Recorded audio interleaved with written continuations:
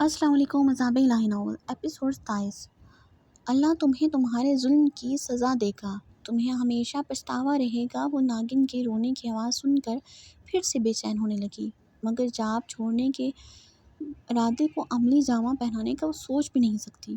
میں اگر یہ چھوڑ دوں تو وہاں کیسے جا پاؤں گی؟ ممکن ہے کہ کبھی جا ہی نہ پاؤں۔ تو بہرحال وہ پھول حاصل کرنے کے بعد کتنی اذیت دے گا انسانوں اور جانوروں کو۔ کیا میرا ضمیر مجھے تب چین سے رہنے دے گا؟ جب میں سب جان چکی ہوں وہ انسان کے بھیس میں شیطان ہے، وہ شیطان محشر کی چال بپا کرے۔ میں یہ چاپ نہیں چھوڑ سکتی۔ اگر اس ناگن کو نہیں حاصل ہوا تو یہ اللہ کا فیصلہ ہے اور میری نیت، میرا مقصد کسی کھوٹ کے بنا پاک ہے۔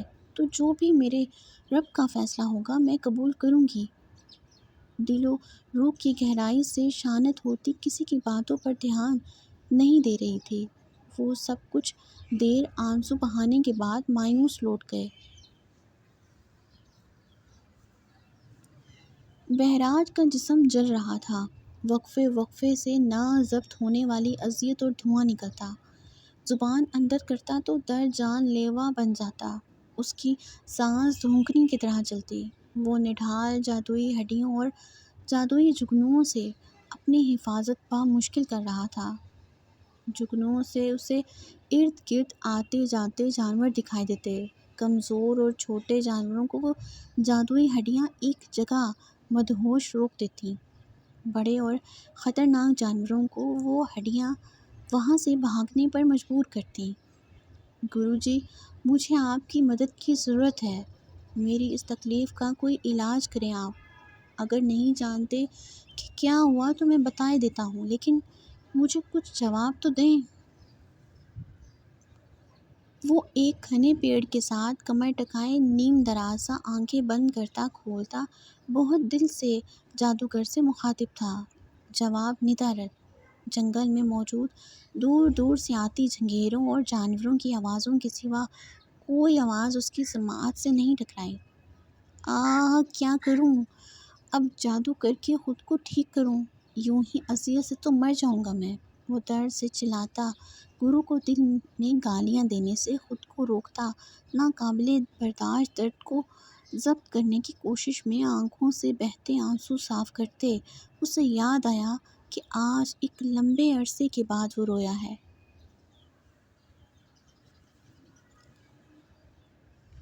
زیادہ دیر نہیں گزری کہ ایک بزرگ اس کے دائیں جانب آ کھڑے ہوئے۔ ساکشی، یہ مت کرو بیٹا، یہ ٹھیک نہیں، تم غلط کر رہی ہو۔ تم جو کچھ چاہتی ہو میں دوں گا، بس ایک بار جاپ روک کر میری بات سن لو۔ بیٹا، تم بات چلا کے بہت مشکل میں پڑ جاؤ گی، حقیقتاً بعد میں تمہیں پچھتاوا ہوگا۔ تم جو چاہتی ہو میں دوں گا، تمہارے یہ کرنے سے بہت بڑا بھونچال آ جائے گا۔ ناگ مہاراج خاندان میں سب سے زیادہ لوگ تمہارے مخالف ہو جائیں گے۔ بزرگ مسلسل بول رہے تھے، لیکن ساکشی کو یقین تھا وہ کچھ بھی غلط یا کسی کے ساتھ غلط نہیں کر رہی۔ میں ناگ محل اور ناگ برادری کا سب سے بڑا بزرگ ہوں، تم پر میرا احترام واجب ہے۔ شاید تم نے میرے بارے میں سن رکھا ہو۔ وہ بے ربطگی سے بول رہے تھے، یہ ناگن میری بات کیوں نہیں سن رہی؟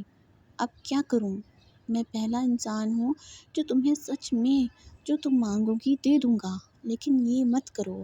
ساکشی ان کلمات میں ڈوب چکی تھی، اس کا دھیان اتنا گہرا ہو گیا، اگر کوئی اسے مارنے کی کوشش کرتا تب بھی وہ ڈرتی نہیں۔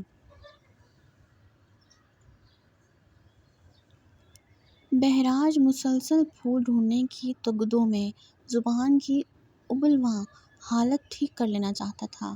درد کے لیے بار بار اپنے فیصلے پر نظر ثانی کرنے پر مجبور ہو رہا تھا۔ اپنی زبان کی نطق بات کرنے کی طاقت کو کہیں ہمیشہ کے لیے کھو نہ دے، اس فکر میں تھا۔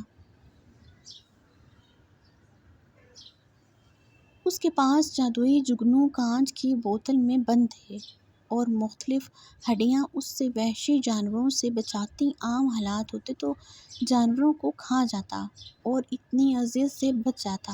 لیکن اب ایسی اذیت جو روح میں اتر جائے وہ سہنے پر مجبور تھا۔ پھول نظر آتا اور غائب ہو جاتا، قطرہ قطرہ رات بیتی جا رہی تھی۔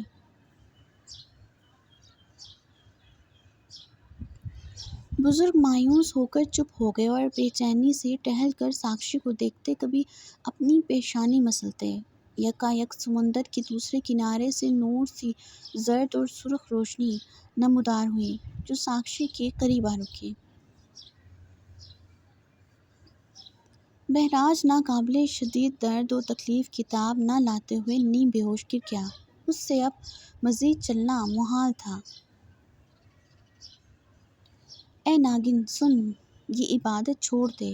ہماری بات نہ ماننے کی صورت میں بعد میں جو تجھے سہنا ہوگا وہ تیری سوچ سے بھی زیادہ خطرناک ہوگا۔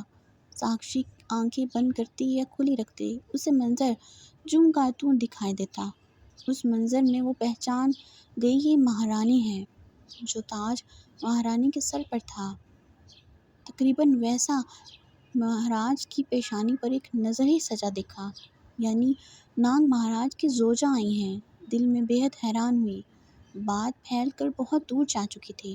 مہاراج نے ایک انجان معمولی ناگن کو اتنی بڑی طاقت کا راز دیا، وہ بھی یوں رازداری برت کر، وزراء کی غیر حاضری میں۔ اس وقت جو تھے وہ سن بھی نہ سکے، اتنی تیز سماعت کے باوجود، اور یہ بات مہارانی نورم کو معلوم ہی، جو دوسری رانیوں کو بھی خبر دے چکی تھی۔ نورم مہارانی بزرگ کو جاتے دیکھ مزید اشتعال میں آ گئی۔ نگار رانی قہر برساتی ساکشی کو کھا جانے والی نظروں سے دیکھ رہی تھی۔ نورم مہارانی اپنی طاقت سے ساکشی پر حملہ کرتی۔ وہ حلق کے بل چلا رہی تھی۔ تم سمجھتی ہو ادھیراج تمہارا کمج بنیں گے تو بھول ہے تمہاری۔ بہت ہی نرلج ناگن ہو، تمہارے ماں باپ کو ہم نہیں چھوڑیں گے۔ بزرگ غائب تو ہوئے مگر وہ رانیوں کی نظروں سے اوجھل ہوئے یہ منظر دیکھ کر دو طرفہ پریشانی میں گر گئے۔ اگر مہاراجا جان گئے تو کیا ہوگا، اور اگر مہارانی کامیاب نہ ہوئی تو مزید غصے میں کیا کر ڈالیں۔ مہاراج کچھ برا ہو جائے گا، اچھا ہوتا تو دکھائی نہیں دے رہا۔ بزرگ ترنت مہاراج کے پاس دہائی دینے پہنچے۔ پارک آدھی رات کو سنسان تھا۔ ناگ مہاراج پارک میں بنے پتھریلے بینچ پر بیٹھے کسی سوچ میں گم تھے۔ سامنے نواع اقسام کے پھلوں کی تشتریاں میز پر انچ ہوئی پڑی تھیں۔ پھلوں کا رس سے لبالب بھرا سونے کا جام ناگ مہاراج کے ہاتھ میں تھا۔